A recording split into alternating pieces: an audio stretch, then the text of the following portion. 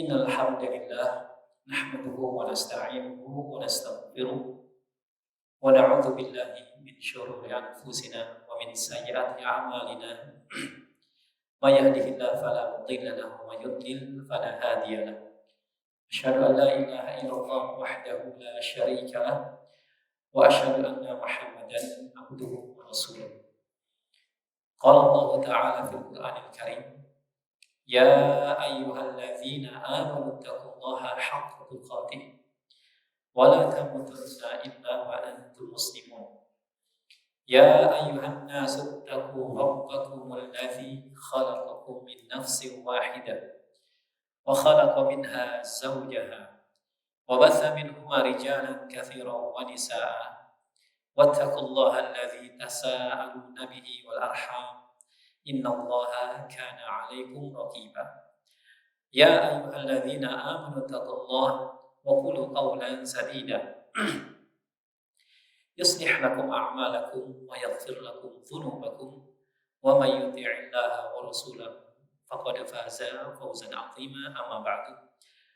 Jamaah kaum muslimin wal muslimat rahimakumullah, alhamdulillah kita bersyukur kepada Allah Subhanahu wa taala atas segala nikmat dan karunia yang Allah berikan kepada kita semua, baik berupa nikmat iman, nikmat Islam, nikmat sehat wal afiat. Yang dengan semua nikmat tersebut di malam hari ini kita diberikan kesempatan oleh Allah untuk bertemu di rumah dari rumah-rumah Allah dalam rangka iktikaf, dan ada kajian ilmiah di dalam. Dan kata para ulama, ini salah satu amalan dalam rangka menghidupkan malam Lailatul Qadar. Semoga salawat dan salam tercurah kepada Nabi besar Nabi Muhammad sallallahu alaihi wasallam, kepada keluarganya, kepada para sahabatnya, dan kepada umatnya hingga akhir zaman kelak. Berikutnya saya juga menyampaikan rasa terima kasih saya kepada DKM beserta jajaran pengurus Masjid Al-Ikhlas yang telah memberikan kesempatan kepada saya untuk mengisi kajian iktikaf di malam hari yang berbahagia ini. Dan saya merasa takjub dengan bangunan masjid ini. Sebelumnya saya pernah kesini tapi belum seperti ini. Dalam waktu 5 bulan ya, Masya Allah, sudah berubah. Ini menunjukkan keberkahan dan kesolidan ya, kaum muslimin di klaster tali, Pak ya, solid. Sehingga jadilah masjid ini yang begitu megah. Mudah-mudahan bukan hanya membangunnya saja, tapi juga memakmurkannya lebih bersemangat lagi. Dan dilihat di sini jamaahnya banyak. Kalau dalam bahasa Arab lebih dari 2 itu sudah dianggap jamaah banyak. Ini ada berapa? Lebih dari 2 ya. Berarti ini sudah luar biasa banyak. Baik, di malam hari ini tema yang akan kita angkat ya adalah meraih keistimewaan malam Lailatul Qadar. Setiap muslim pasti mendapatkan malam kemuliaan, yaitu malam Lailatul Qadar. Nah, di malam hari ini kita akan melihat beberapa keistimewaan malam Lailatul Qadar, yaitu malam yang lebih baik daripada 1000 bulan. Apa saja keistimewaan malam Lailatul Qadar tersebut? Kata para ulama, yang pertama, Lailatul Qadar adalah waktu diturunkannya Al-Quran. Itu keistimewaan yang pertama. Jadi jamaah, sebagian masyarakat kita meyakini bahwasanya Al-Quran turun. Kapan Pak? Sebagian masyarakat kita di Indonesia meyakininya turunnya tanggal berapa? Tanggal 17 Ramadan. Betulkah demikian? Dan saya yakinnya semua jamaah yang berkumpul iktikaf di sini hafal surat Al-Qadar ayat pertama. Allah berfirman, Inna anzalnahu fi lailatul qadar. Sesungguhnya kami turunkan ini kata ganti dhamir kembali ke Al-Quran. Sesungguhnya kami turunkan Al-Quran fi lailatul qadar, di malam Lailatul Qadar. Kenapa kok ada bilangan 17? Berarti ini menyelisih firman Allah Subhanahu wa ta'ala. Tanggal 17 Ramadan itu 10 malam pertama, pertengahan atau terakhir? Pertengahan. Allah berfirman, aku turunkan Al-Quran di malam Lailatul Qadar. Berarti harusnya di 10 malam terakhir harusnya. Dan yang saya dengar selentingan jawaban dari sebagian yang meyakini 17 Ramadan adalah hari turunnya Al-Quran karena dikiaskan, dianalogikan dengan hari kemerdekaan kita yang tepat jatuh pada tanggal 17 Agustus. Bisa seperti itu dalam agama? Nggak bisa. Islam itu dibangun di atas dalil Al-Quran dan Sunnah, bukan di atas perasaan dan semangat. Kalau perasaan dan semangat, hancur agama kita. Karena setiap orang perasaannya berbeda-beda. Ya, dikiaskan dengan hari kemerdekaan. Dan kebetulan Indonesia merdeka itu di bulan Ramadan. Ya, akhirnya dikiaskan. Udah deh, 17 aja. Biar seperti hari kemerdekaan kita ternyata menyelisihi firman Allah. Ya, jadi kata Ibnu Abbas, sahabat yang mulia radhiyallahu anhu, di dalam kitab tafsir Ibnu Katsir beliau mengatakan, Allah menurunkan Al-Quran dari Lauhul Mahfuz ke Baitul Izzah secara utuh sekaligus 30 juz. Jadi ini proses turunnya Al-Quran. Ya. Al-Quran pertama kali Allah taruh itu di Lauhul Mahfuz, sama kayak takdir kita. Allah tempatkan di Lauhul Mahfuz. Kemudian Allah turunkan sekaligus 30 juz. Sebelum ke muka bumi Allah turunkan ke Baitul Izzah. Baitul Izzah itu langit dunia. Melalui perantara malaikat Jibril alaihissalam di suatu malam di bulan Ramadan. Dan semua yang ikut terlibat dalam proses turunnya Al-Quran itu menjadi mulia dan menjadi berkah. Yang terlibat ikut proses turunnya Al-Quran Al-Karim sampai ke muka bumi. Sekarang coba kita lihat baik. Al-Quran adalah kitab yang mulia. Dalilnya mana? Surat Al-Buruj. Bal huwa Qur'anun majid fi lauhin mahfuz, kata Allah. Akan tetapi Al-Quran adalah kitab yang majid, kitab yang mulia. Dan kita ini mulia gara-gara Al-Quran. Al-Quran kitab yang mulia, fi lauhin mahfuz, kata Allah. Yang pertama kali disimpan oleh Allah di lauhul mahfuz. Kemudian diturunkan. Lihat proses turunnya Al-Quran. Allah pilih bulan Ramadan. Jadilah bulan Ramadan bulan yang mulia. Jadi bulan yang mulia. Karena kenapa? Al-Quran mulia. Bulan Ramadan jadi mulia karena Al-Quran yang mulia. Plus berkah. Kata Nabi, Syahrul Mubarak. Bulan yang penuh keberkahan. Kenapa? Karena Al-Quran selain mulia, Al-Quran juga kitab yang penuh keberkahan. Itu sifat-sifat Al-Quran. Yang pertama mulia. Yang kedua penuh dengan keberkahan. Dalilnya mana? Kata Allah Subhanahu wa taala, Kitabun anzalnahu ilaika mubarakun, kata Allah. Ini sebuah kitab yang aku turunkan kepada kalian, mubarakun, penuh dengan keberkahan. Itu sifat Al-Quran yang kedua. Kitab yang penuh keberkahan. Akhirnya bulan Ramadan menjadi bulan yang mulia, menjadi bulan yang penuh berkah karena Al-Quran turun. Jadi kalau mau ngalap berkah tahu nggak ya? Mengalap berkah itu mencari keberkahan. Gak usah jauh-jauh ke kuburan keramat. Ya. Mohon maaf, bukan bermaksud merendahkan sebagian masyarakat kita yang masih suka ke kuburan keramat. Mereka ke sana tuh dalam rangka ziarah yang pertama. Yang kedua, ngalap berkah. Ya, ke kuburan-kuburan keramat, minta sama mayit yang dianggap soleh yang telah mati, minta berkahnya. Padahal di rumahnya ada Al-Quran, kitab yang penuh berkah, lupa mereka itu. Sehingga urunan, ngabisin uang yang habis, bikin seragam, ya. Ninggalin suami, ninggalin anak. Biasanya kan gitu ya. Ujung-ujung rombongan pakai bis, Pandeglang, Demak. Iya, ngalap berkah sama wali yang sudah mati pulang. Ya, ini kira-kira termasuk perbuatan apa sih, Pak? Syirik kan terbagi dua nih, syirik kecil atau syirik besar? Waduh, syirik besar. Udah uang habis, ya waktu habis, ninggalin anak, ninggalin suami. Ya, biasanya rombongan ibu-ibu tuh yang suka seperti itu. Kadang-kadang bapak-bapaknya juga suka ikut. Perginya hari Ahad, sibuknya dari hari Selasa ke Tanah Abang, ya kan? Di seragam, macam-macam makanan.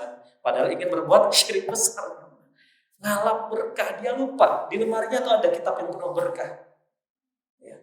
Saking berkahnya, satu hurufnya berapa pahala? Kata Nabi SAW. Kalau kita baca Al-Quran, satu hurufnya kata Nabi berapa pahala? 10 itu di luar bulan Ramadan, Pak. Di luar bulan Ramadan. Masuk bulan Ramadan, karena bulan Ramadan itu syahrul Quran, bulannya Al-Quran. Maka 10 yang di luar bulan Ramadan nilai maksimal, nilai minimal, maksimal masuk bulan Ramadan menjadi nilai minimal. Ya.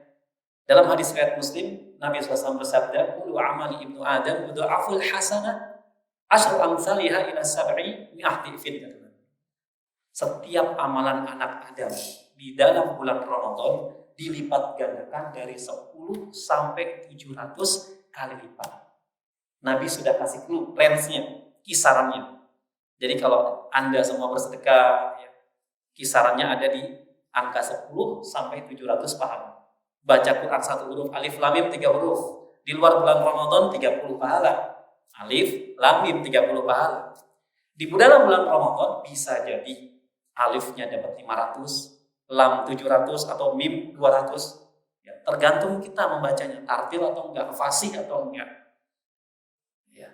Atau bisa jadi alif lam mim 700 semua. Alif 700 pahala, lam 700 pahala, mim 700 pahala. Baca alif lam mim saja 700 kali 3 berapa? 2100. Masya Allah. Makanya di bulan Ramadan itu bulan Al-Quran, banyak semua yang semangat tilawah Al-Quran. Mudah-mudahan gak kendor di luar bulan Ramadan. Ya. Jadi Al-Quran turun dari Lauhul Mahfuz ke Baitul Izzah, ke langit dunia. Kemudian selama 23 tahun berangsur-angsur turun. Ya. Selama 23 tahun berangsur-angsur turun kepada Nabi SAW. Bulan Ramadan menjadi mulia. Kemudian Al-Quran turun di malam hari. Kata Ibnu Abbas, Al-Quran turun di malam hari. Malamnya jadi mulia nggak? Malam apa namanya? Yang kita cari sekarang ya, Pak.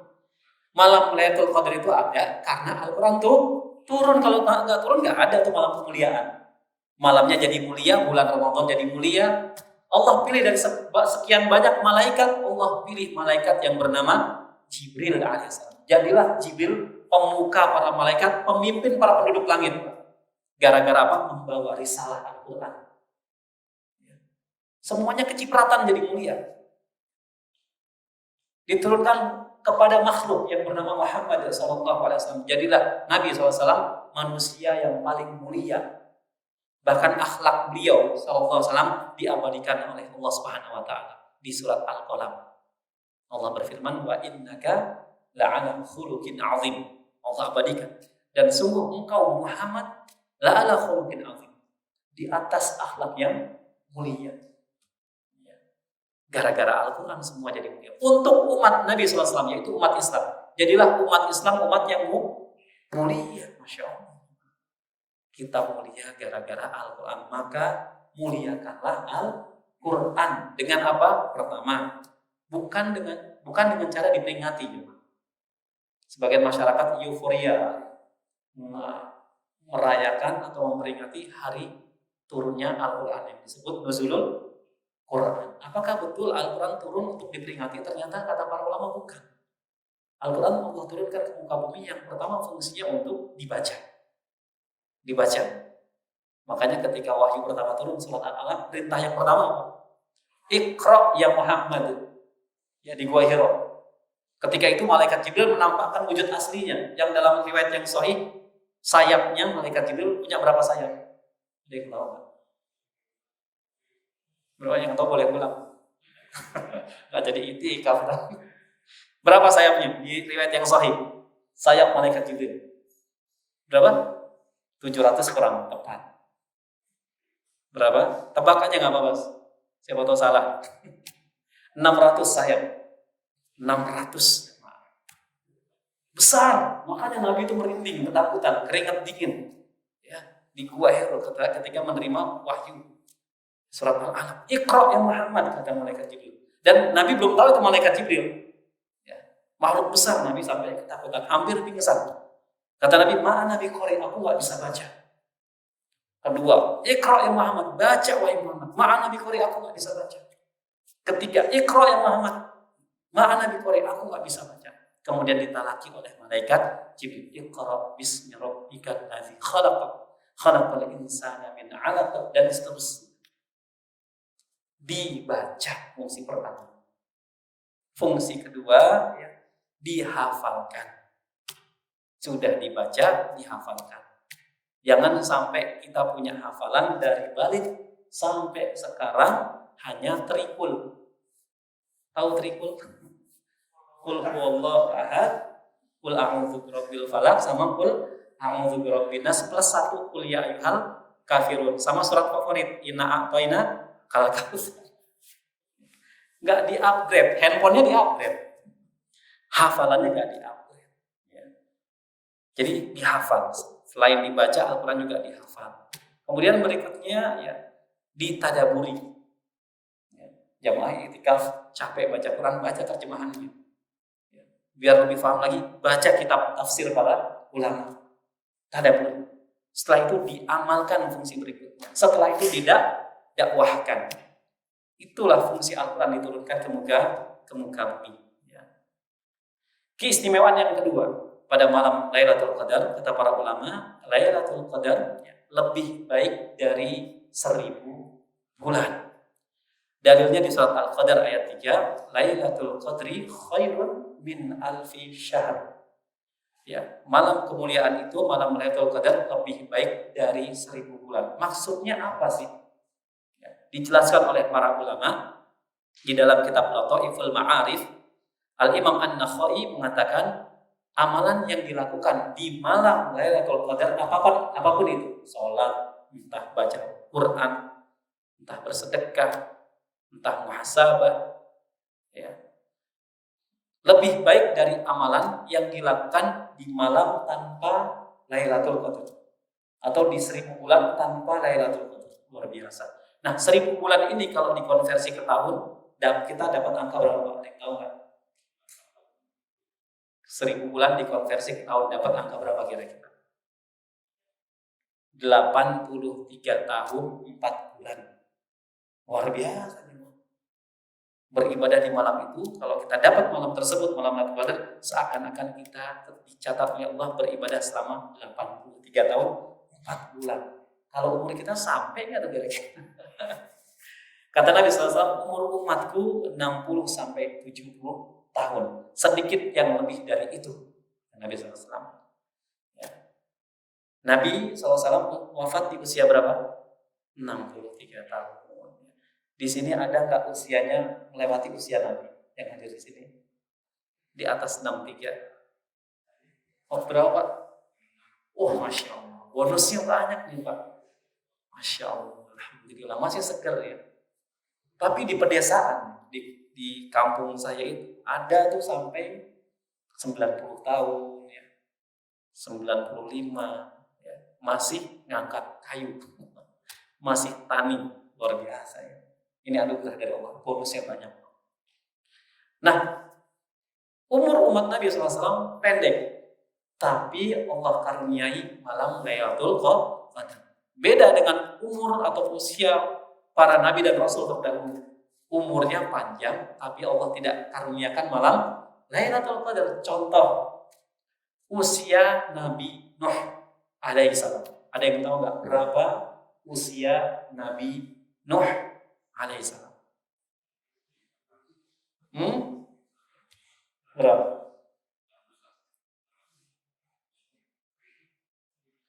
Usia dakwahnya, Pak, ya, usia dakwahnya itu 950 tahun. Usia dakwah. Sampai Nabi Nuh itu mengeluh sama Allah. Dakwah 950 tahun siang malam. Banyak atau sedikit pengikutnya? Ngeluh akhirnya. Ngeluhnya itu setelah 950 tahun. Ngeluh. Keluhannya, keluh kesah Nabi Nuh diabadikan oleh Allah Subhanahu wa taala di surat Nuh. Kata Nabi Nuh, qala rabbi inni da'awtu qaumi lailan wa nahara. Ngeluh Nabi Nuh. Ya Rabb, ya Allah, aku ini telah berdakwah, mendakwahi kaumku siang malam 950 tahun. Sedikit. Bahkan istri sama anak-anaknya ikut gak dakwah ayahnya? Enggak. Ini menunjukkan kesolehan itu bukan turunan. Kesolehan itu anugerah dari Allah Subhanahu wa ta'ala. Buktinya ada pendahulu kita. Nabi Nuh gak tanggung-tanggung. Suaminya soleh, istrinya durhaka, anaknya durhaka. Atau kebalikannya ada. Ada contohnya juga dari pendahulu kita. Istrinya solehah, suaminya seburuk-buruk makhluk. Siapa? Fir'aun. Nama istrinya siapa istrinya? Asia. Asia sabar nggak ngadepin suaminya? Sabar sampai minta sama Allah bangunkan rumah di surga. Ya, sabar. Maka di sini pelajaran juga buat ibu-ibu yang hadir iktikaf harus sabar sama suami. Kalau lagi mangkal sama suami lihat, oh bukan Fir'aun suami saya sabar gitu ya. Asia aja bisa sabar, suami saya kan bukan Fir'aun. Fir'aun ya itu bengis ya, sampai ngaku apa? Rob Tuhan. Asia masih sabar. Seperti itu. Suami juga ngadepin istri harus sabar. Lihat tuh, oh bukan malaikat, bukan bidadari istri saya. Harus sabar. Istri ngeliat sama, oh bukan malaikat. Ya sabar, sama-sama sabar. Ada contoh. Anaknya seorang yang soleh, bapaknya pembuat patung berhala. Siapa? Nabi Ibrahim. Udah banyak contoh. Karena hidayah itu milik Allah. Jadi gak menutup kemungkinan ya bapaknya bengis, anaknya jadi ustaz. Ada gak yang kayak gitu? Ya ada, tadi itu Nabi Ibrahim contohnya ya. Kalau orang mau buat berhala, perginya ke bapaknya Nabi Ibrahim. Ya. Nah itu usia Nabi terdahulu, Nabi dan Rasul terdahulu sampai ribuan tahun. Usia dakwah Nabi Nuh 950 tahun baru ngeluh. Ya, maka untuk para dai usia dakwahnya berapa kan? Jangan banyak mengeluh, gitu ya. Harus terus maju. Baik. Kemudian keistimewaan yang ketiga pada malam Lailatul Qadar kata para ulama adalah Lailatul Qadar adalah malam yang penuh dengan keberkahan. Dalilnya surat Ad-Dukhan ayat 3. Allah Subhanahu wa taala berfirman, "Inna anzalnahu fi lailatin mubarakah." Sesungguhnya kami menurunkan Al-Qur'an di malam yang penuh keberkahan. Jadi malam Lailatul Qadar itu disifati malam yang penuh dengan berkah dunia akhirat. Berkah itu kata para ulama artinya berkah kebaikan yang terus-menerus dan langgeng, itu berkah. Ya, sedikit demi sedikit kebaikan terus-menerus dan menetap, langgeng. Itu artinya keberkahan. Ya. Kemudian keistimewaan yang keempat pada malam Lailatul Qadar adalah kata para ulama malaikat dan juga ar-ruh, ya, malaikat dan juga ar-ruh turun pada malam Lailatul Qadar. Luar biasa. Penduduk langit, penghuni langit turun ke sini, Pak. Kalau pesawat turun sih biasa. Ini penduduk langit. Malaikat-malaikat Allah yang diciptakan dari cahaya, penghuni langit turun temurun menuju permukaan bumi. Dalil surat Al-Qadar ayat 4, Allah berfirman, "Tanazzalul malaikatu warruh." Ya, pada malam Lailatul Qadar turun temurun malaikat-malaikat Allah, warruh dan ruh. Ruh ini sebutan spesial pada salah seorang malaikat. Kira-kira siapa coba? Allah sering menyebut malaikat ini dengan sebutan ruh di Al-Quran. Malaikat apa? Siapa kira-kira? Malaikat Jibril alaihissalam. Sering Allah sebut dalam Al-Quran dengan sebutan ruh. Turun malaikat-malaikat Allah dipimpin oleh malaikat Jibril, ruh. Ya. Dan kata para ulama dalam kitab tafsir Ibnu Katsir ya, banyak malaikat yang turun menuju ke muka bumi menandakan karena banyaknya barokah, keberkahan pada malam tersebut. Kemudian kata para ulama malaikat Jibril disebut ar-ruh, dispesialkan di dalam ayat ini menunjukkan kemuliaan. Dan kemuliaan malaikat Jibril alaihi salam. Kemudian keistimewaan yang kelima sekarang. Poin yang kelima, Lailatul Qadar disifati dengan salam. Disifati dengan salam. Salam itu apa? Keselamatan, kesejahteraan, ketentraman. Pada malam tersebut penuh dengan keselamatan, kesejahteraan, tentram, gak seperti malam-malam biasanya. Dalilnya surat Al-Qadar ayat 5, kata Allah Subhanahu wa taala, "Salamun hiya hatta matla'il fajr." Keselamatan pada malam tersebut matla'il fajr, sampai dengan terbit fajar. Ini juga menunjukkan durasi. durasi terjadinya Lailatul Qadar dimulai dari malam hari matla'il fajar kata Allah, sampai dengan terbit fajar. Ini durasi. Dan selama durasi tersebut, malam-malam tersebut penuh dengan ketentraman dan kesejahteraan. Kemudian keistimewaan yang keenam kata para ulama, Lailatul Qadar adalah malam dicatatnya takdir tahunan. Takdir tahunan kita diperbarui setahun ke depan. Ya, ini luar biasa. Dalam surat Ad-Dukhan ayat 4 Allah Subhanahu wa taala berfirman, "Fiha yufraqu kullu amrin hakim." Pada malam tersebut, yaitu malam Lailatul Qadar, dijelaskan segala urusan yang penuh dengan hikmah. Dan Ibnu Katsir dalam kitab tafsirnya mengatakan, di dalam malam Lailatul Qadar kata beliau akan dirinci di Lauhul Mahfuz mengenai penulisan takdir manusia dalam setahun ke depan, dirinci lagi. Kemudian juga akan dicatat mengenai rizki dan ajalnya setahun ke depan. Jadi kata para ulama, kalau kita mendapatkan malam tersebut di tahun ini, Ramadan tahun ini, bisa jadi yang tadinya di bulan Syawal mungkin kita ditakdirkan kena stroke, diabetes, kecelakaan, kena COVID, atau meninggal umpamanya. Maka takdirnya diperbaharui 1 tahun ke depan. Bisa jadi terhindarkan dari hal-hal tersebut.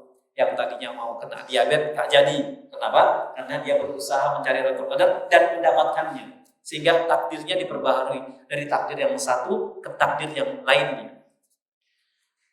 Dan mengenai takdir ini jemaah, diberikan catatan oleh para ulama. Di antaranya Al-Imam Nawawi rahimahullah di dalam kitabnya ketika mensyarah kitab Sahih Muslim. Di dalam syarah Sahih Muslim, kata Imam Nawawi rahimahullah, catatan takdir tahunan atau 1 tahun ke depan kata beliau, tentu saja didahului oleh ilmu Allah dan pencatatan Allah. Kemudian kata beliau, takdir ini nantinya akan ditampakkan pada malaikat.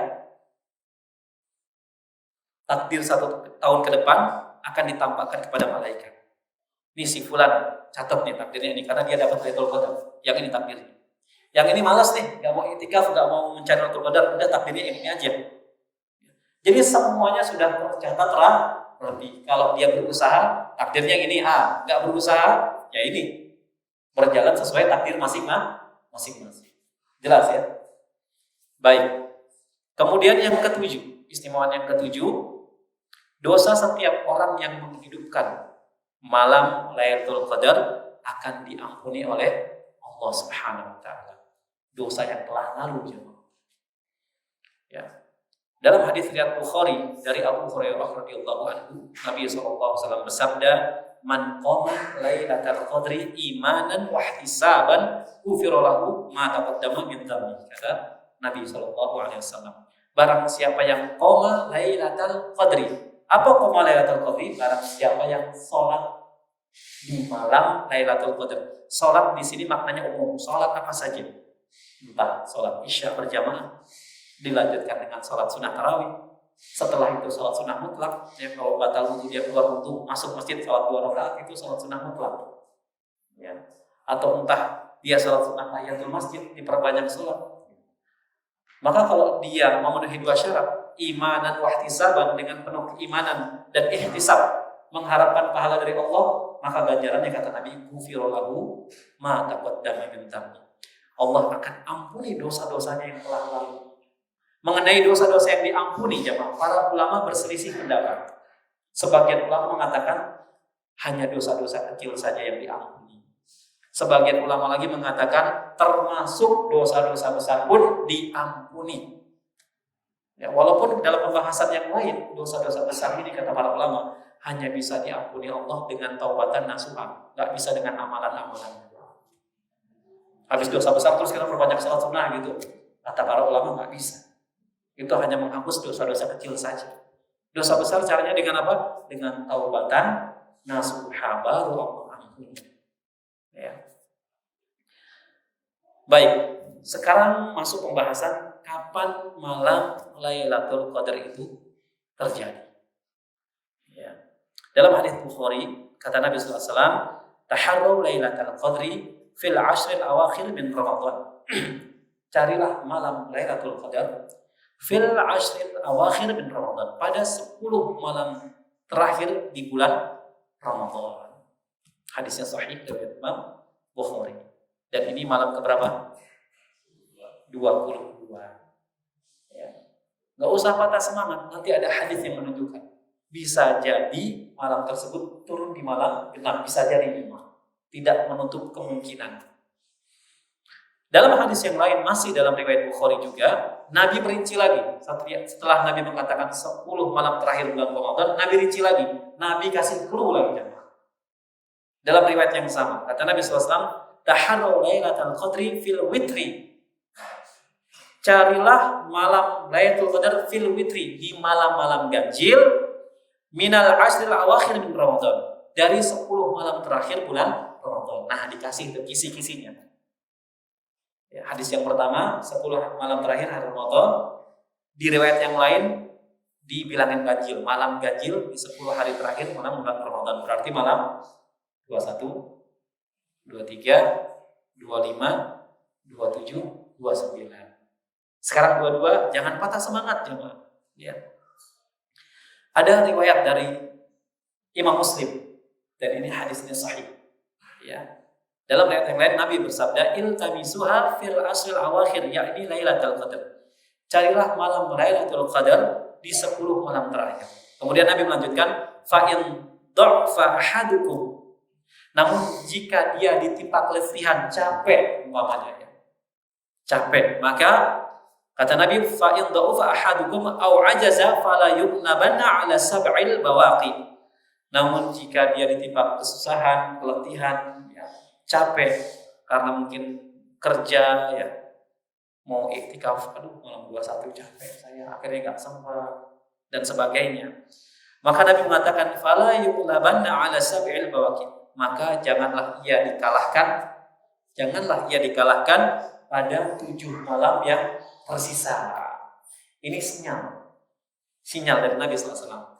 Malam 21, 22, 23 capek ya. Jangan sampai kalah di 7 malam yang tersisa.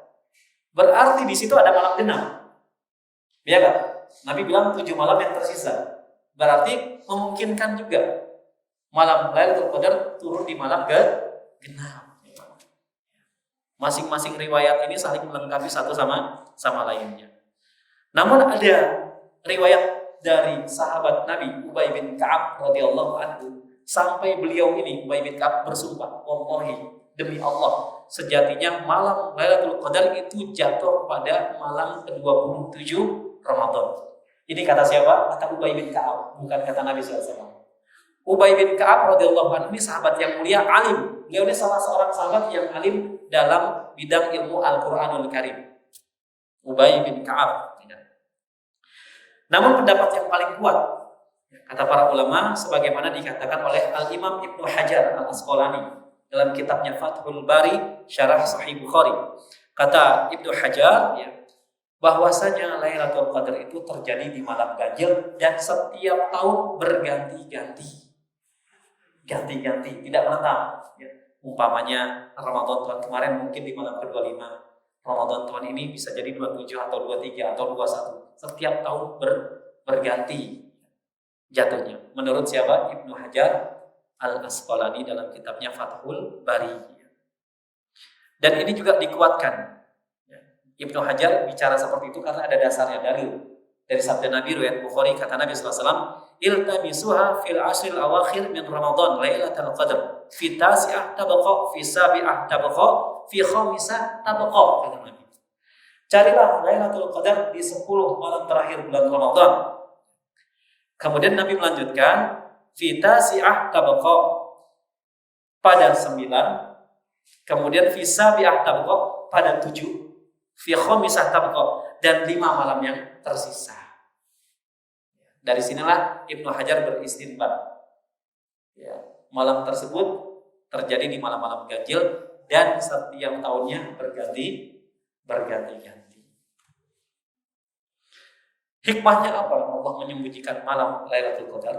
Kata para ulama, Di antaranya agar terbedakan antara orang yang sungguh-sungguh untuk meraih malam Lailatul Qadar dengan orang yang malas. Kira-kira kalau kita semuanya tahu malam Lailatul Qadar jatuh pada malam 27, apa yang terjadi jawab? Masjid penuh sesak. Penuh sesak, maka di antara hikmahnya itu Allah jadikan hal yang gaib. Nabi hanya memberikan isyaratnya saja, ciri-cirinya. Dan saya yakin di sini, masya Allah nih, jamaah di sini ini pada semangat. Mudah-mudahan semua kita yang berkumpul di masjid ini Allah anugerahi malam Lailatul Qadar. Sekarang kita masuk pada pembahasan tanda malam Lailatul Qadar. Apa sih tanda-tandanya? Bisa nggak kita merasakan? Jawabannya bisa. Bisa.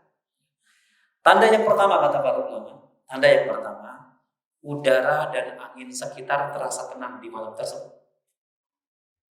Udara dan angin sekitar terasa tenang. Malam ini gimana? Anginnya gede kan? Gede, orang kipas anginnya gede nyala semua. Gitu ya. Angin sekitar terasa tenang. Dalam hadis riwayat At-Toyalisi, Nabi SAW bersabda, Lailatul Qadri Lailatul Samhatun. Lailatul Qadar adalah malam yang penuh kelembutan. Ini sifat malam tersebut, sifat malam Lailatul Qadar yang pertama, penuh dengan kelembutan.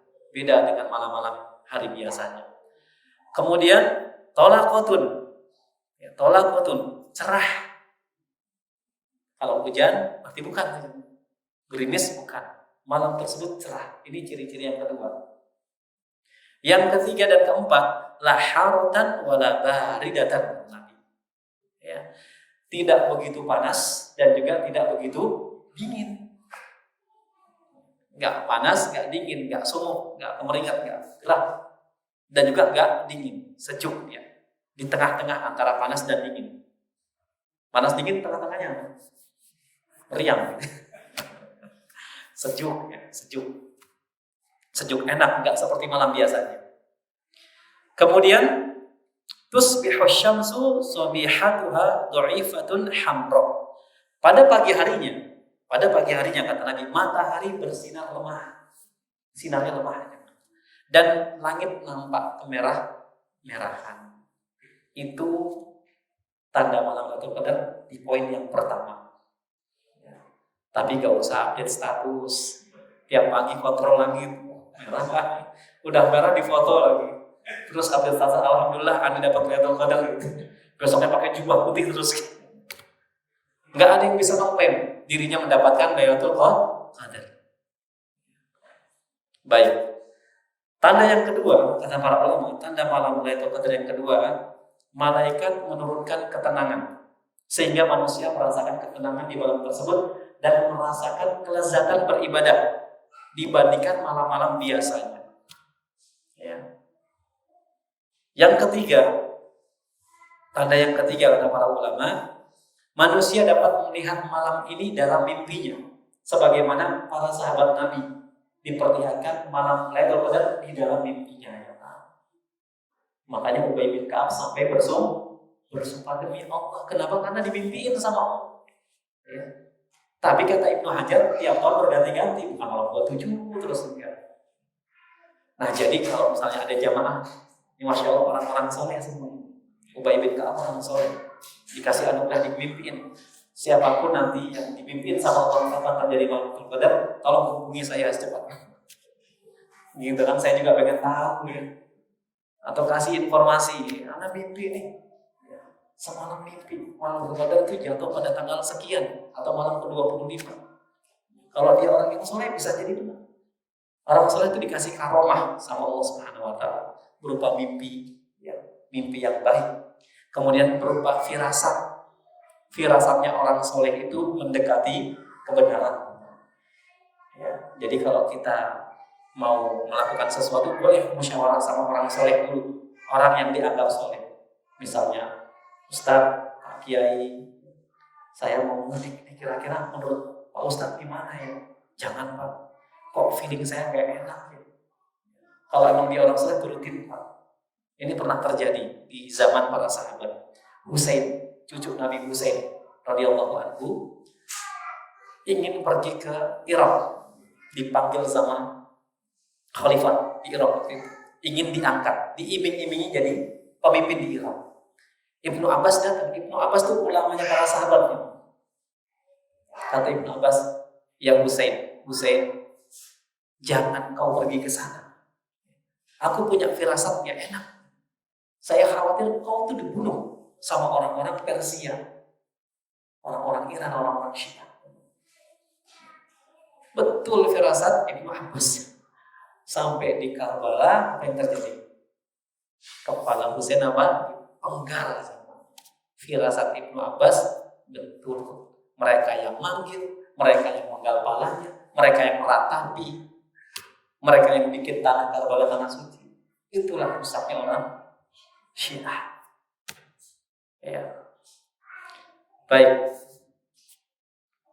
Kemudian tanda yang keempat sekarang. Kata para ulama, matahari akan terbit di pagi harinya dalam keadaan jernih, ya, tidak ada sinar.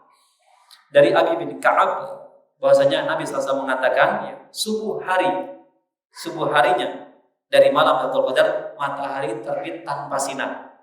Matahari terbit tanpa sinar. Kemudian seolah-olah mirip bejana hingga matahari itu naik. Yaitu tanda yang keempat. Kemudian pembahasan berikutnya, bagaimana sih cara kita menghidupkan malam Lailatul Qadar? Ini sekarang gimana nih? Udah ada di masjid, kita gimana sih caranya menghidupkan malam Lailatul Qadar dan mendapatkannya?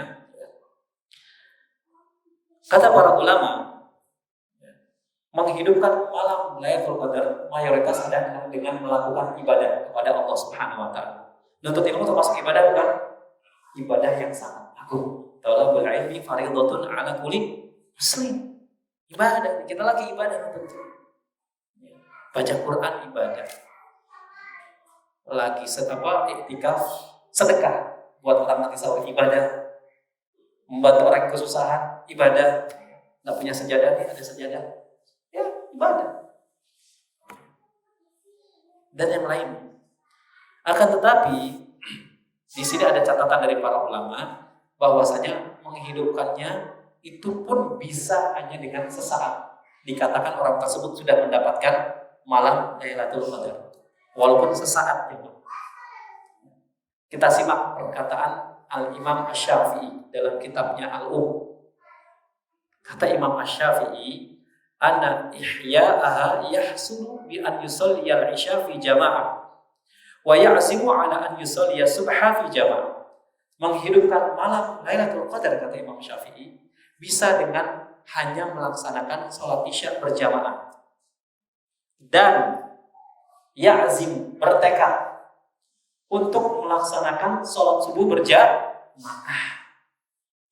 Jadi kalau kita capek, capek misalnya, atau nggak bisa cuti, atau ada apalah, ada sesuatu, ada uzur ya, akhirnya dia sholat isya, nggak tarawih, isya terus pulang, tapi dia bertekad subuh mau jamaah juga, meskipun di masjid lain, umpamanya isyanya di sini, subuhnya di Nabawi, yang penting berjamaah. Maka menurut Imam Syafi'i, dia telah yang pertama menghidupkan malam Lailatul Qadar. Kalau di malam tersebut terjadi Lailatul Qadar, dia telah mendapatkan malam tersebut, walaupun menghidupkannya hanya sesaat. Sekarang saya tanya, sholat isya itu berapa menit? 20 menit? Kelamaan ya Pak ya? Paling lama berapa sih? 15 menit paling lama. Sholat isya 4 rakaat 15 menit. Cuman yang ajibnya Pak, tarawih 23 rakaat berapa menit? 7 menit. Pecah rekor di dunia Pak. Yang memecahkan rekor negara mana kira-kira? Indonesia Pak. Nggak tahu sedih apa harus bangga. Kalau saya sih sedih ya. Di zaman Nabi dan para sahabat belum pecah rekor tersebut. Tabi'in belum pecah, tabi'in belum pecah, imam yang 4 belum pecah. Pecahnya sekarang ini di negara yang kita cintai. 7 menit itu tahun-tahun yang lalu. Tahun sekarang berapa menit? Berita terbaru, ada yang tahu kan? 6 menit Pak. Luar biasa Pak. Ketika diwawancara, ya, ada rekamannya tuh. Diwawancara nih Pak Imam tuh. Ya, kenapa? Ini kira-kira durasi selesai waktunya berapa menit Pak? 23 menit. 6 menit. Kok singkat sekali? Ya karena sekarang lagi wabah pandemi, jadi kita persingkat sholatnya. Masya Allah.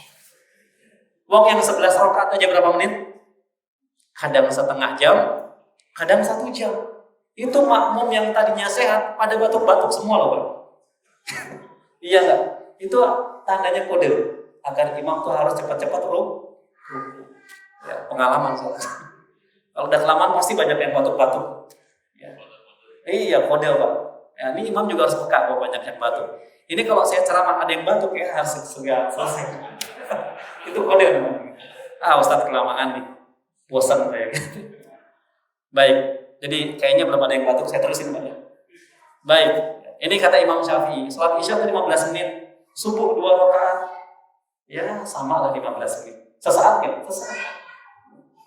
Karena durasi waktu Lailatul Qadar itu malam sampai terbit fajar, kata Allah. Ya, salamun hiya hatta matla'il fajr. Durasinya pada malam tersebut penuh dengan salam keselamatan sampai terbit fajar. Itu durasi. Salat subuh masih termasuk. Makanya Imam Syafi'i beristinbat dari ayat tersebut. Ya, Isya berjamaah pulang, besoknya subuh berjamaah, ya dia telah dapat Lailatul Qadar. Meskipun yang paling afdol sebagaimana sifat iktikaf Nabi, 10 hari full di masjid, tidak keluar masjid kecuali karena ada kebutuhan, ada uzur, beli makan, beli minum, kamar mandi. Ya. Itu sifat iktikaf Nabi. Kalau kita nggak bisa, ya minimal adalah sehari atau 2 hari. Nggak bisa juga sesaat. Kata Imam Syafi'i. Ya. Isya berjamaah pulang, subuh berjamaah pulang. Dan ini diikuti juga oleh gurunya Imam Syafi'i. Siapa gurunya Imam Syafi'i? Ada yang tahu nggak? Imam siapa? Imam Malik. Nah, Imam Malik ini gurunya Imam Syafi'i. Imam Malik juga berkata sama. Ya. Di dalam kitab Al-Muwatta, Imam Malik mengatakan, "Man syahida Lailatul Qadri yakni fi jamaah faqad akhadha bi hadhihi minha." Ya. Siapa yang menghadiri sholat berjamaah pada malam Lailatul Qadar, sholat berjamaah ini umum bentuknya. Bisa sholat Isya berjamaah, bisa juga Isya berjamaah dilanjutkan tarawih berjamaah dan witir berjamaah.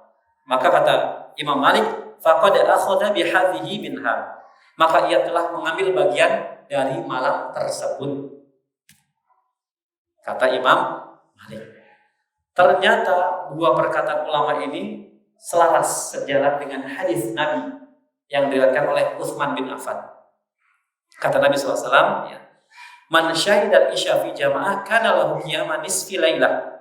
Barang siapa yang menghadiri sholat Isya berjamaah, maka baginya dicatat pahala sholat separuh malam. Ini umum ya, di dalam bulan Ramadan maupun di luar bulan Ramadan. Ini kabar gembira. Kabar gembira bagi siapa saja yang suka sholat Isya berjamaah. Maka dicatat baginya pahala separuh malam. Separuh malam itu pendapat yang paling kuat sampai jam 12 malam. Umpamanya kita sholat Isya selesai, tidur jam setengah 10 malam. Walaupun kita tidur dari jam setengah 10 sampai jam 12 itu dicatat dalam keadaan sholat meskipun kita tidur. Itu keutamaan sholat Isya berjamaah. Nabi melanjutkan, "Wa man sholal Isya wal fajr fi jamaah kana lahu ka qiyamil lailah." Dan siapa yang melaksanakan Isya berjamaah kemudian subuhnya berjamaah, maka dicatat baginya pahala sholat semalam suntuk. Oh ya, luar biasa. Dari hadis ini pula lah Imam Malik dan Imam Syafi'i beristinbat, mengambil dalil, mengambil perkataan dari dasarnya hadis Nabi yang diriwayatkan oleh Imam Muslim dan Imam Tirmidzi. Cocok kan? Sinkron. Ya, sinkron. Nah, kemudian bahasan yang terakhir. Ya. Bahasan yang terakhir. Amalan apa yang bisa kita lakukan di malam Lailatul Qadar? Yang pertama, amalan yang utama dan yang paling pertama yang prioritas adalah amalan sholat.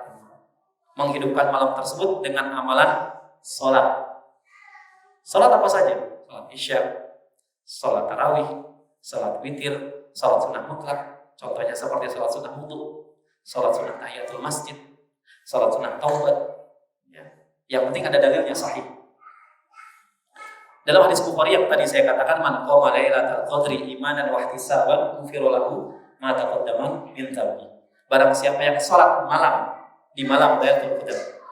Ini menunjukkan kata para ulama, amalan yang paling utama untuk menghidupkan malam Lailatul Qadar adalah dengan amalan salat. Ya. imanan wa ihtisaban, dengan penuh keimanan dan ihtisab, mengharap pahala dari Allah, ghufira lahu ma taqaddama min dhanbi. Allah akan ampuni dosa-dosanya yang telah lalu. Amalan yang kedua adalah kalau salat sudah capek adalah dengan doa. Perbanyak doa. Istri Nabi Aisyah radhiyallahu anha pernah bertanya kepada Nabi SAW, doa apa yang aku ucapkan di malam Lailatul Qadar? Siapa yang hafal doanya? Perbanyak doa ini. Apa isi doanya? Hafal nggak? Allahumma innaka afuwun tuhibbul afwa fa'fu anni. Allahumma innaka afuwun, ya Allah Kau Maha Pemaaf. Tuhibbul afwa, mencintai permohonan maaf. Fa'fu anni, maafkanlah kesalahanku, maafkanlah dosa-dosa. Tapi yang perlu dicatat di sini jemaah, tambahan kata karim. Ini penting. Apakah sahih menambah kata karim? Dibahas oleh para ulama, ternyata tidak ada dasarnya, tidak valid. Ya, tidak valid, tidak sahih. Maka ini tidak bisa diamalkan. Ya. Yang sahih diriwayatkan oleh Imam Tirmidzi, Ibnu Majah dan yang lainnya, di mana lafaz doanya Nabi mengajarkan ke Aisyah radhiyallahu anha, Allahumma innaka afuwun tuhibbul afwa fa'fu anni, tanpa tambahan karim. Ya, baik. Intinya amalan pada malam Lailatul Qadar, yang pertama salat, yang kedua perbanyak doa, yang ketiga zikir, dan sebaik-baik zikir adalah membaca Al-Qur'an. Karena nama lain dari Al-Quran adalah Az-Zikr. Kemudian muhasabah, sholat udah capek, doa sudah juga capek Ustaz, tilawah capek, ya udah muhasabah, merenung. Mudah-mudahan keluar Ramadan ini jadi pribadi yang lebih baik lagi. Ya. Baik, mungkin ini yang bisa saya sampaikan di malam hari ini, mudah-mudahan bermanfaat. Ya. Tadi sudah ada yang batuk belum? Antum coba batuk dulu, biar enak selesai. Baik, sekarang kita buka sesi tanya dan jawab. Silakan bagi yang ingin bertanya dari jamaah sekarang. Alhamdulillah, tadi sudah disampaikan materi cukup padat ya. Mudah-mudahan bapak-bapak ibu sekalian menyimak. Ada kesempatan waktu bertanya, kalau ada yang ditanyakan.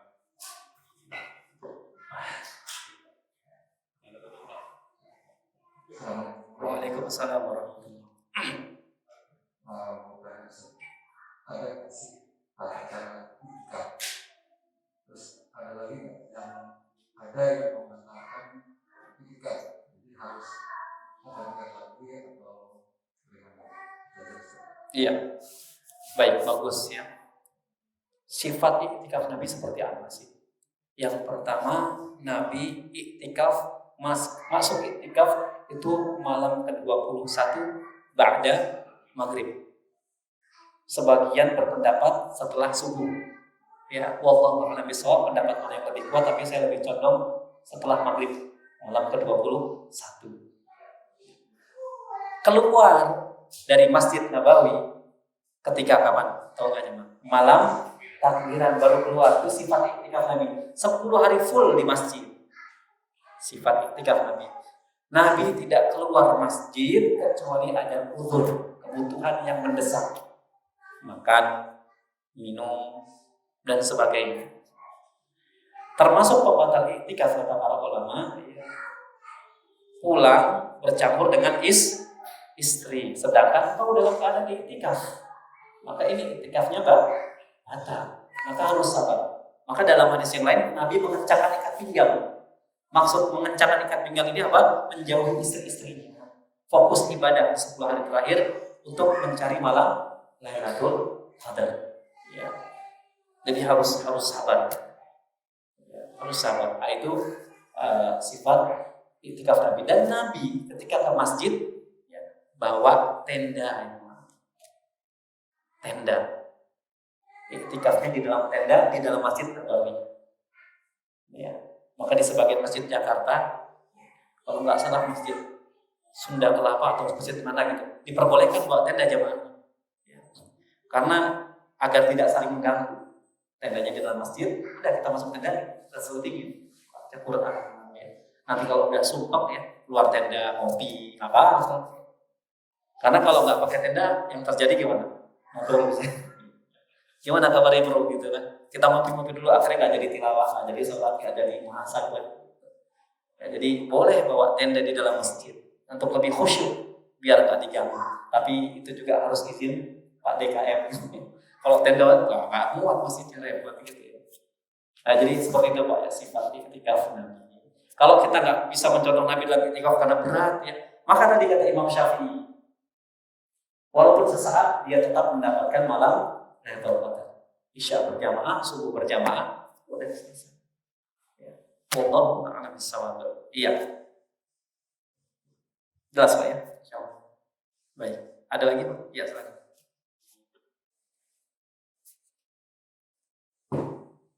Mau bertanya satu untuk saat kita kadang untuk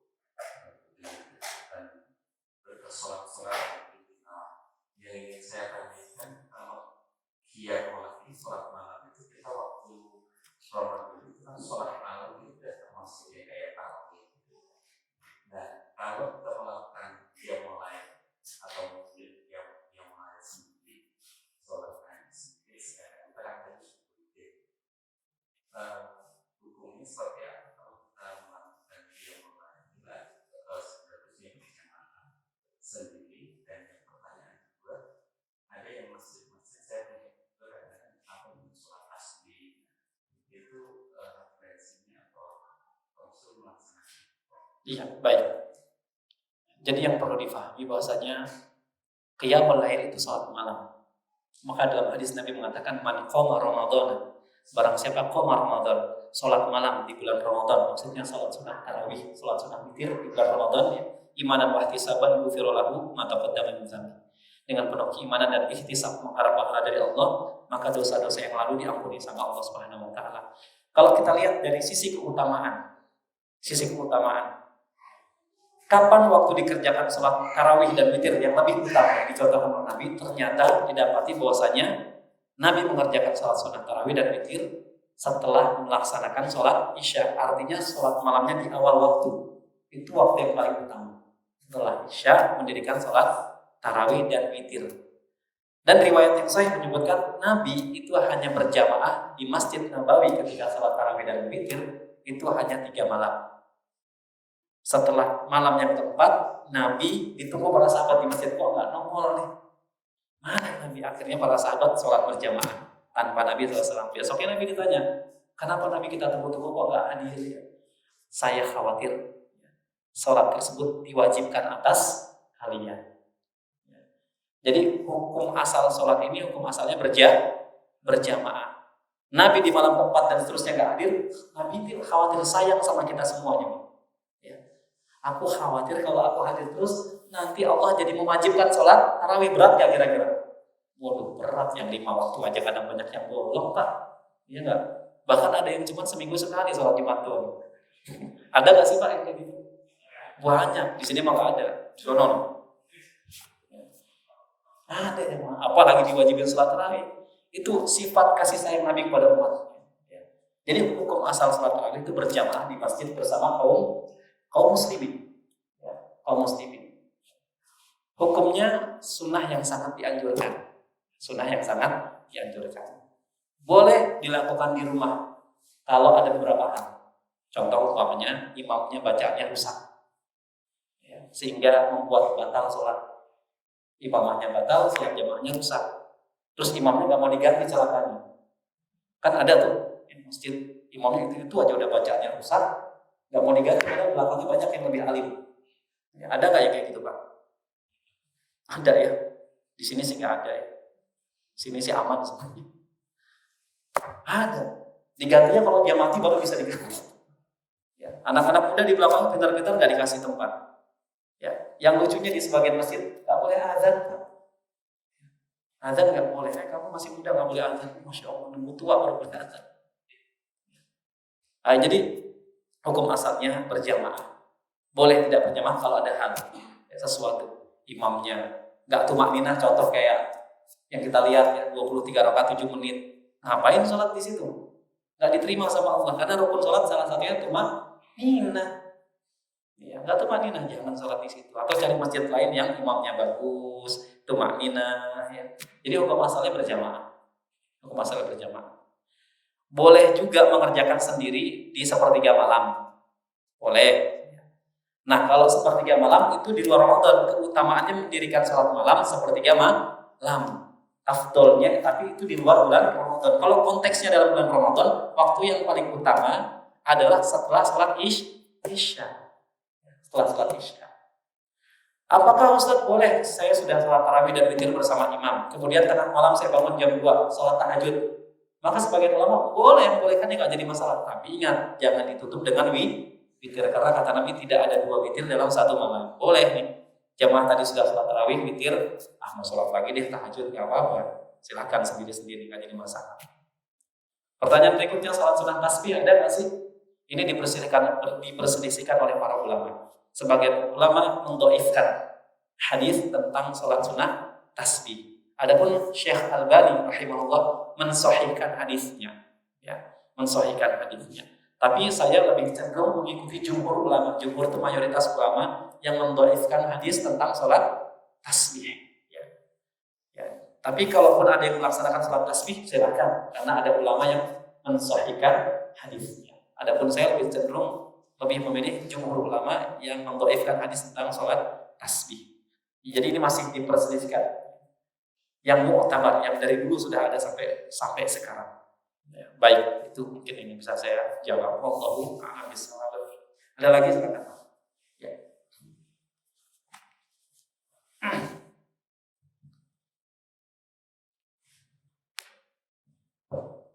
Assalamualaikum warahmatullahi wabarakatuh. Waalaikumsalam warahmatullahi wabarakatuh. Iya. Tadi dibilang kalau nanti itu olahraga membuat saya nggak kuat, apakah itu berarti sholat malam itu berjamaah masjid? Jadi kan tadi sholat berjamaah kan 3 malam pertama, kemudian 5. Apakah kemudian di 10 malam terakhir itu kembali lagi berjamaah? Dan yang kedua, berarti peran 10 hari terakhir itu memang jauh lebih utama ya untuk ibaratnya dibanding selama 30 hari puasa itu 10 hari terakhir itu harus berjamaah, harus dipertahankan, harus dilakukan. Karena kan yang terlihat kan di lapangan kan ramainya itu malah di awal, kemudian semangatnya turun sampai akhirnya saatnya maju. Jadi seperti menersi nabi gitu lah nanti gitu. Karena berarti paling utama itu di terakhir. Baik, bagus pertanyaannya ya. Jadi dalam riwayat yang sahih ya didapati bahwasanya Nabi ya, melaksanakan, ingat, sholat sunnah tarawih hanya 3 malam. Dan yang perlu kita catat, rumah Nabi itu berdampingan langsung dengan Masjid Nabawi. Ya. Mepet memang udah satu tembok dengan Masjid Nabawi. Artinya apa? Nabi hanya melaksanakan sholat wajib, kemudian di malam keempat udah ke rumah istrinya. Ditunggu sama sahabat, kok nggak nongol-nongol lagi di sholat tarawih, kemana? Nabi sholat tarawih bersama keluarganya. Kenapa? Karena khawatir diwajibkan. Tapi untuk sholat wajib, Nabi mengerjakannya dengan para sahabat. Begitupun iktikaf di malam di 10 hari terakhir malam bulan Ramadan. Tidak didapati bahwasanya ada dalil menunjukkan bahwasanya Nabi tarawih di 10 terakhir bulan Ramadan itu nggak ada. Yang ada yang sahih hanya 3 malam saja, dan tidak disebutkan malamnya itu malam keberapa aja. Yang jelas sebagian ulama berpendapat malam pertama, kedua, dan ketiga, malam keempatnya sudah nggak ikut lagi tarawih. Tapi untuk sholat isya Nabi berjamaah dengan para sahabat. Untuk iktikaf Nabi keluar di sebagian riwayat yang sahih, Nabi keluar dari rumahnya menuju Masjid Nabawi itu setelah ba'da maghrib di malam ke-21. Jelas ya? Kemudian yang kedua, bulan Ramadan ini kayak pertandingan sepak bola kalau kita analogikan. Ada babak penyisihan, ya. Kemudian babak perempat final, semifinal, final gitu kan. Kalau udah babak final kira-kira banyak yang tersisih kan? Banyak yang tersisih. Ya. Banyak yang tersisih. Begitu juga sebagian kita di bulan Ramadan. Ya. Makanya kalau di malam pertama itu ya, di sebagian masjid kita lihat yang tarawih itu banyak atau sedikit? Banyak, bahkan sampai bikin tenda. Bahkan sebagian orang salah prioritas. Malamnya penuh, sholat sunnah tarawih. Kita bicara tanggal 1 Ramadan ya, tanggal 1 Ramadan ba'da sholat zuhur dan sholat asarnya gimana kondisi masjid? Seramai malamnya atau sepi? Sepi. Yang lebih celakanya lagi ada yang puasa Ramadan tapi gak sholat wajib, ada nggak? Ada, kan nggak bisa gimana ya, nggak bisa diterima sama akal sehat. Tapi terawih dia datang tuh. Ini salah prioritas. Malam pertama bulan Ramadan masjid ramai. Tanggal 1 Ramadan sholat zuhur. Gimana kondisi masjid? Ramai malamnya atau sepi? Sepi. Asar sepi. Maghrib sepi. Nanti habis isya tarawih ramai lagi. Jadi memang penyisihan. Dan isyarat lebih utama di 10 hari terakhir sebagaimana tadi hadis-hadis yang saya sebutkan ya, di Bukhari, Muslim sudah disebutkan, sudah disabdakan oleh Nabi bahwasanya malam tersebut, malam kemuliaan itu ada di 10 hari terakhir bulan Ramadan. Ya, di penghujung bulan Ramadan. Ya, Allahu a'lam bishawab. Iya, baik, ada lagi. Iya, Pak. Assalamualaikum warahmatullahi wabarakatuh. Waalaikumsalam. Mengenai tadi kelanjutan tentang yang lain. Kan Jumhur ulama menyatakan di seluruh hadis tidak ada zikir atau setelah sholat zikir itu ada sholat sunnah lagi. Itu kan sepakat tuh dari oke. Jadi setelah kita tarawih zikir kalau salah dari sini kita ada sholat sunnah lagi. Oke. Itu dari lebih usah lagi tadi boleh aja kita sholat malam lagi mau berapa lama. Nah ini kedudukan hadisnya antara yang setelah zikir tidak ada sholat lagi sama ya boleh kita sholat malam lagi tanpa zikir. Nah ini kedudukannya Ya. mana nih yang lebih ini ya? Iya. Nanti lagi begini ya. Kalau kita beribadah ya jangan istilahnya yang paling ampuh itu ngikut contohnya. Kalau memang hadisnya sohih setelah ada zikir tidak ada sholat lagi, ya sebenarnya kita beribadah tapi malah lagi gitu. Tapi ini kan kata ulama ya, zikir ulama kan harusnya prioritasnya. Nah ini mereka kan menggunakan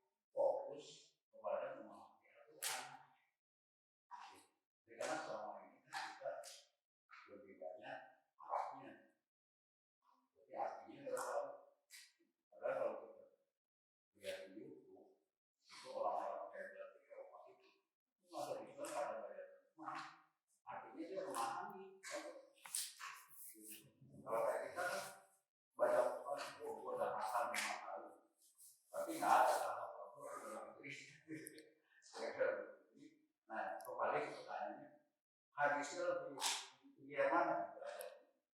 Jangan sampai nanti saya berbeda, tapi nggak aktual. Baik, bagus pertanyaannya.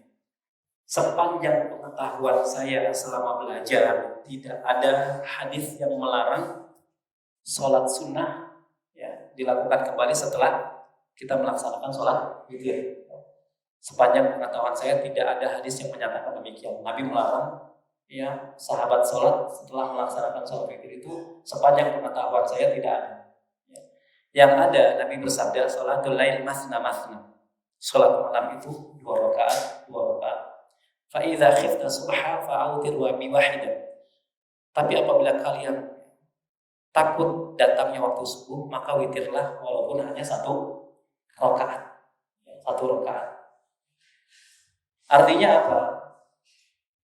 Pembatasan atau rakaat di dalam sholat malam yang mulai itu kata Nabi 2 rakaat. Tidak ada batasannya. Tapi kalau kita lihat sifat sholat malam Nabi tidak pernah sholat malam melebihi 11 rakaat. Tapi Nabi tidak melarang bagi siapa saja yang melebihi 11 rakaat. Hanya para sahabat ada yang 23, di Saudi juga 23, sekarang karena lagi wabah jadi 11. Masjid Nabawi, Masjidil Haram jadi 11. Dulu 23 sebelum ada pandemi. Seperti itu. Nah, setelah kita melaksanakan tarawih dan witir tadi setelah sholat Isya, maka tidak ada larangan sepanjang pengetahuan saya untuk melaksanakan sholat tahajud tambah lagi, bro. Karena amalan yang paling utama untuk menghidupkan malam Lailatul Qadar adalah dengan amalan sholat.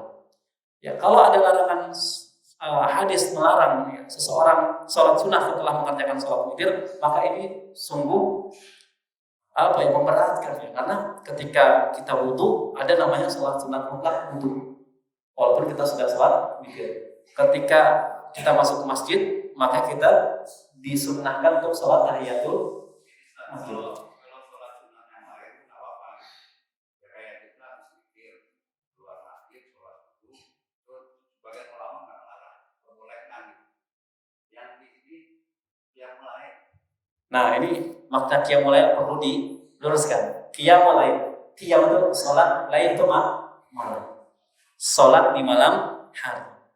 Contoh umpamanya sholat sunat wudu, jamaah lagi tilawah nih, buang angin, wudu malam hari nih, malam posisi mungkin jam 12.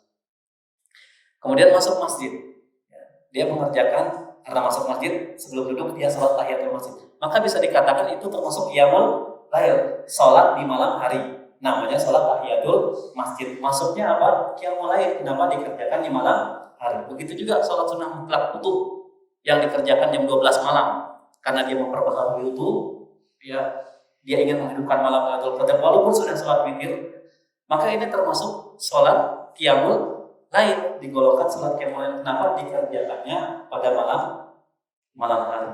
Ya, itu perlu kita pahami. Maka sepanjang pengetahuan saya tidak ada larangan ya, dalam hadis-hadis yang saya pelajari tidak ada larangan dari Nabi untuk mengerjakan sholat sunnah ya, setelah kita mengerjakan sholat witir. Yang ada larangannya justru kata Nabi tidak ada 2 witir dalam 1 malam. Itu yang tidak ada larangannya. Allahu a'lam bishawab. Kemudian yang kedua tadi apa? Kenapa kita tidak mentadabburi Quran? Itu juga bagus ya. Karena Al-Quran tujuan pertama untuk dibaca, kemudian juga untuk ditadabburi, ya, diamalkan, dakwahkan dan sebagainya. Jadi kalau bisa kita kalau letih membaca Quran, kita baca terjemahannya, terjemahan. Tambah tafsirnya, Ibnu Katsir, tafsir Syekh As-Sa'di dan sebagainya. Itu akan lebih menguatkan hati kita ketika kita membaca Al-Quran Al-Karim. Ya. Dan ini jarang sekali dilakukan. Kita hanya fokus pada tilawah. Coba kita pernah khatam terjemahan? Maka bikin program khatam terjemahan Al-Quran. Kalau khatam Quran, lafaznya sih udah sering kita. Ya. Sekarang bikin program nanti di luar Ramadan khatam terjemahan Al-Quran. Tapi jangan ditelan mentah-mentah aja, hati-hati ya. Kalau nggak tahu tanya sama ahlinya. Karena kalau kita fokus sama terjemahan, kemudian kita menafsirkan dengan hawa nafsu sendiri, nanti bisa gawat, memang bisa sesat kita. Kata Allah, bunuhlah orang-orang kafir dimanapun berada. Kalau kita nggak merujuk ke kitab tafsir, bisa nanti ada bom di mana-mana, bom dari satu, bom dari dua. Itu gara-gara dia baca terjemah tanpa merujuk ke kitab tafsir para ulama salaf ya, para ulama yang terdahulu. Jadi itu usulan yang sangat baik. Setelah kita mengamalkan amalan sholat yang lebih utama di malam Lailatul Qadar, kemudian setelah itu kita membaca Al-Quran, membaca maknanya dan sebagainya. Ya, wallahu a'lam bishawab. Baik, ada lagi?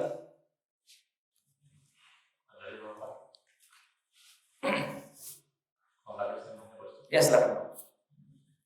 Terkait dengan malam Lailatul tadi, kan kita semua hampir di seluruh masjid seluruh yang mengatakan ketika dengan harapan memperoleh malam Lailatul Qadar di kita. Tapi dari Ustaz bilang orang yang niat sholat melaksanakan sholat isya dan niat sholat subuh besok berjamaah itu juga ada kemungkinan mendapatkan malam Lailatul Qadar. Pertanyaan saya sebetulnya kan ada keutamaannya ya. Mungkin yang mengikuti itikaf itu lebih utama. Karena Nabi aja melakukan bulan air itu itikaf dan nggak pulang. Tapi ada pendapat besar kalau melakukan sholat isya dan besoknya sebelumnya lainnya juga bisa dapat. Ini saya akan tertangan sedikit. Satu itu. Yang kedua, saya penasaran sebenarnya malam Lailatul Qadar itu turunnya dalam bentuk apa ya? Kemudian kan di muka bumi itu semua orang melakukan ibadah pasti bulan air. Itu ada berapa paket sih turunnya maksudnya? Seluruh dunia melakukan agar atau di mana mesti pasti kan Allah pilih-pilih. Nah itu ada nggak riwayatnya gitu? Terima kasih. Baik ya, bagus pertanyaannya ya. Yang pertama itu bukan perkataan saya menukil perkataan Imam Syafi'i dalam kitabnya Al-Um. Beliau mengatakan barang siapa yang melaksanakan sholat isya berjamaah, kemudian bertekad untuk melaksanakan sholat subuh berjamaah, maka dia telah mengambil bagian dari malam Lailatul Qadar. Begitu juga perkataan guru Imam Syafi'i yaitu Imam Malik dalam kitab Al-Muwatta. Barang siapa yang sholat berjamaah di malam Lailatul Qadar, maka dia telah mengambil bagian dari malam tersebut. Ya, berarti ini hanya sesaat. Dan inilah yang dipilih oleh jumhur ulama, mayoritas ulama, bahwasanya seseorang dikatakan iktikaf meskipun hanya beberapa saat di dalam masjid. Meskipun waktu yang paling afdol adalah sebagaimana sifat iktikaf Nabi 10 hari full di masjid. Ya, tapi kalau kita nggak bisa karena ada sesuatu hal, maka boleh bagi kita menghidupkan malam tersebut meskipun hanya sesaat. Dua ulama besar ini beristinbat dari dalil ya sabda Nabi, kata Nabi barang siapa yang sholat isya berjamaah maka dia mendapatkan pahala sholat separuh malam sampai jam 12 malam. Barang siapa yang sholat isya berjamaah, subuh berjamaah, maka baginya pahala sholat semalam suntuk. Tidur kita dicatat dalam keadaan sholat. Dari sinilah dua imam besar, Imam Syafi'i dan Imam Malik beristinbat, mengambil pendapat bahwasanya seseorang walaupun iktikaf hanya sesaat, taruhlah hanya sholat isya berjamaah pulang, sholat subuh berjamaah pulang, karena iktikaf itu maknanya berdiam diri di masjid untuk beribadah. Durasi waktunya 10 hari yang paling afdol. Minimalnya sesaat. Silakan ya, kita ukur kemampuan diri kita masing-masing. Bisa 10 hari, alhamdulillah ya, lebih utama. Gak bisa 10 hari ya, mau sholat isya berjamaah, tarawih berjamaah pulang, subuh berjamaah pulang, maka ada pendapat dari para ulama dia telah mendapatkan malam Lailatul Qadar ya. Dan Allah mengetahui isi hati manusia masing-masing ya kan? Seperti itu yang pertama. Yang kedua, malam Lailatul Qadar itu turunnya dalam bentuk apa sih? Wallahu a'lam bishawab. Dia adalah malam kemuliaan. Dan malam kemuliaan itu tidak berwujud ya. Hanya disifati dengan ciri-ciri saja. Malamnya tenang, tentram, nggak panas, nggak dingin, cerah. Besoknya mataharinya sinarnya lemah, langit kemerah-merahan. Ya. Tapi dia berubah bentuk apa? Wallahu a'lam bishawab. Yang jelas kalau kita mendapatkannya itu lebih baik daripada 1000 bulan. Ya.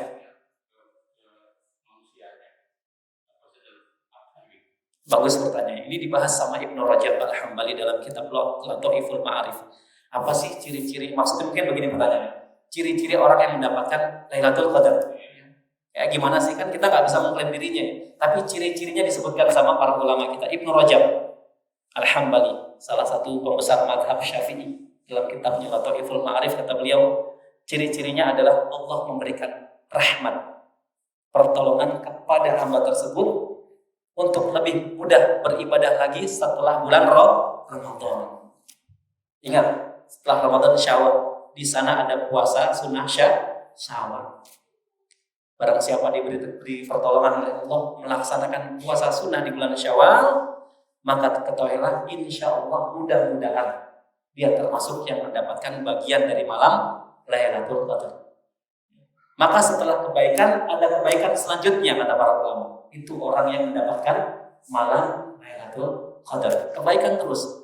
Allah kasih pertolongan untuk beramal soleh. Karena kita bisa beramal, bisa beribadah itu atas berkat pertolongan Allah. Kita bisa i'tikaf malam ini, bisa duduk sabar ya, di malam hari ini. Itu semua atas berkat pertolongan Allah, bukan atas kemampuan kita sendiri jemaah. Ya, makanya ada zikir di pagi dan petang yang diajarkan Nabi. Ya. Nabi mengajarkan doa kepada kita, Ya Hayyu Ya Qayyum birahmatika astaghith aslih li sya'ni kullah wa la takilni illa nafsi tarfata ain. Nah ini hendaknya doa ini dirutinkan dibaca setiap pagi dan petang. Ya Hayyu Ya Qayyum, wahai yang maha hidup, yang maha berdiri sendiri, yaitu Allah Subhanahu wa taala. Birahmatika, dengan rahmatmu, astaghith, tolonglah hamba-Mu ini, aslih li sya'ni kullah, perbaikilah urusan hidupku dunia akhirat, aslih li sya'ni kullah wala takilni illa nafsi tarfata'in, dan jangan biarkan aku ya Allah ya, mengendalikan diriku walaupun hanya sekejap mata ya. Makanya dalam Islam itu nggak boleh pede. Pede itu apa? Percaya diri. Kalau orang percaya diri berarti dia menyandarkan kemampuannya pada diri sendiri. Dia lupa ada Allah. Itu doa maksudnya nggak boleh pede jemaah. Optimis ya bagus harus optimis. Pede jangan. Pede berarti dia nyadarin saya bisa, dia tenang aja. Oh lupa sama Allah. Nabi Sulaiman nggak bilang insya Allah. Nggak jadi. Pasti saya punya. Semua istri yang saya gauli pasti melahirkan anak. Enggak. Karena menyadarkan pada diri sendiri, lupa. Enggak mengucapkan insya Allah. Maka amalkan doa itu. Ya Hayyu Ya Qayyum birahmatika astaghith aslih li sya'ni kullah wa la takilni illa nafsi tarfata ain. Jadi setelah kebaikan pasti ada kebaikan berikutnya. Itulah ciri orang-orang yang mendapatkan malam Lailatul Qadar. Hidupnya lebih baik lagi. Ya, yang tadinya nggak bisa sholat tahajud masuk bulan Syawal, wah jadi bisa. Ini berarti jangan-jangan telah mendapatkan malam Lailatul Qadar, tapi nggak usah update status. Di Instagram, Facebook, alhamdulillah ada dapat foto sama awan merah. Awannya merah tuh, kata Ustadz awan merah tuh. Jangan. Udah, ibadah yang disukai Allah itu ibadah yang tersembunyi. Ya, sedekah terang-terangan boleh, sedekah sembunyi-sembunyi boleh. Tapi yang paling dicintai Allah, sedekah yang sembunyi-sembunyi. Yang terang-terangan boleh dalam rangka motivasi. Oke, saya nih mau nyumbang masjid renovasi 1 miliar. Dia niatnya agar semuanya panas. Motivasi semuanya. Akhirnya semuanya pada nyumbang boleh. Tapi hati-hati terhadap penyakit hati yaitu riya dan sum'ah. Baik. Mungkin itu Pak ya. Allahu a'lam bishawab. Nambah Pak, silakan. Iya, silakan. Siapa sih yang boleh mencari malam Lailatul Qadar itu? Orang sehat harus sehat. Kalau perempuan yang berhalangan boleh nggak sih? Secara umum syarat ibadah itu ada beberapa hal. Yang pertama Islam. Iktikaf kan ibadah ya, Islam. Kemudian berakal. Orang gila ya nggak bisa Pak. Ya orang gila tuh nggak wajib beribadah. Cuman yang lucunya wajib 12 ya. Kan nggak gimana. Ibadahnya nggak wajib gitu. Tapi kok 12 wajib? Kayaknya nggak masuk di akal. Nah, ini harus berakal. Ya. Orang yang lagi mabuk ya nggak bisa iktikaf. Balik. Ya. Tapi anak-anak pun kalau ikut dia mendapatkan keutamaan walaupun dia belum balik. Sebagaimana cucu Nabi Hasan Hussein sering ke masjid. Ya. Makanya harus ramah anak, masjid ramah anak, namanya anak-anak ya. Walaupun berisik dikondisikan, jangan sampai anak-anak trauma ke masjid gara-gara bapak-bapaknya galak. Akhirnya anak-anak trauma buat ke masjid. Ya. Jadi itu syarat ibadah secara umum ya, Islam, balik, berakal. Wanita yang haid, para ulama telah membahasnya. Dia tidak akan kehilangan atau dia bisa mengambil bagian dari malam tersebut dengan melaksanakan amalan-amalan kecuali amalan sholat. Dia bisa membaca Al-Quran, tilawah. Dia juga bisa sedekah di malam tersebut. Yang penting nggak boleh sholat, karena sholatnya nggak diterima kalau wanita haid dan nifas. Ya, jadi tadi syarat secara umum adalah syarat ibadah ya, Islam, balik, berakal. Wallahu a'lam bishawab. Iya. Ya Pak.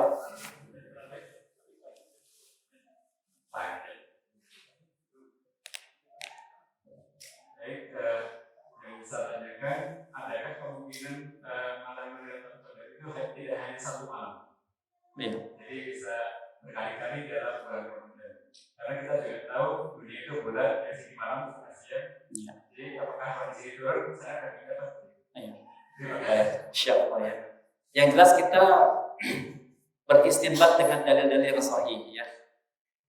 Kata Nabi 10 terakhir malam Ramadan diisyaratkan lagi malam-malam ganjil dan tidak semua malam, hanya terjadi di satu malam. Ubay bin Ka'ab bersumpah di malam ke-27. Kata Ibnu Hajar, enggak, setiap tahun berganti-ganti karena ada riwayat dari Nabi ya, 7 malam yang tersisa, kemudian 9 malam tersisa, 7 malam tersisa, 3 malam yang tersisa. Artinya apa? Berganti-ganti, tapi jatuhnya hanya di satu malam. Ketika negara tersebut terjadi malam. Jadi akal kita nggak akan sampai, ya. Akal kita kalau mikir Indonesia malam, sana siang, berarti sana belum lagi kotor. Gak usah mikir sampai ke sana, itu tidak ada manfaatnya. Yang kita pikirkan gimana cara kita mendapatkan, kita nggak usah mikirin belahan dunia lain, nggak tahu kotor apa enggak. Cara kita mikirin gimana caranya kita meraih malam tersebut di tempat daerah kita tinggal. Urusan di belahan negara lainnya nggak pernah malam terserah. Ya, pindah aja makanya nggak pernah ada malam hari, pindah negara yang ada malam hari. Ya, wallahu a'lam bishawab. Iya, mungkin itu Pak ya. Bentar ya, ibu-ibu ada temannya nggak ibu-ibu? Ibu-ibu? Mulai. Dongeng saya. Ustaznya masih ada ibu? Iya. Pas. Mas, ya, udah jelas nanti kalau pas.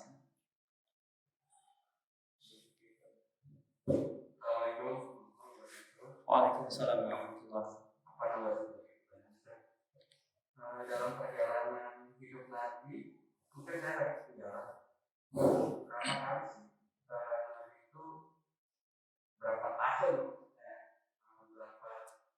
berapa kali Nabi melakukan hijrah? Misalnya 20 tahun terakhir dakwah atau beberapa tahun gitu. Saya perlu tahu ini ibaratnya Nabi aja yang sudah pasti dia lebih besar dia melakukannya, misalnya mau kepatokan gitu, kita dia melakukannya 10 tahun berarti minimal dalam 10 tahun ke depan bisa melakukan seperti itu.